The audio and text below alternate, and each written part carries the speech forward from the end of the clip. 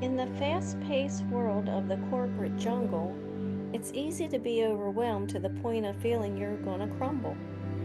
The constant chaos and demands of the office have driven you to your last nerve. You're living in a whirlwind of distractions. It's more than you deserve. Deadlines, meetings, and interpersonal conflicts are taking a toll on your mental well-being. Increased stress, anxiety, and burnout appear never-ending for the time being. You've reached the point that your motivation and creativity are both suffering. You feel a sense of helplessness as your production of work is no longer bustling. It's time to establish a coping mechanism, one that promotes mental well-being, one that removes your traumatism. As you search for an answer, spirituality comes to mind. For spirituality offers a framework for understanding experiences as you face the ill-defined.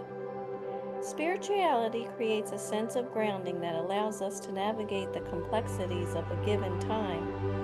We approach the chaos with a calm and centered demeanor as we continue our upward climb. By acknowledging that we are not alone in this difficult path, we develop a mindset that fosters trust in God's greater footpath. Because it's not the first time God has helped someone like you find their way, and this footpath of His leads to unexpected solutions as long as you trust in Him and obey.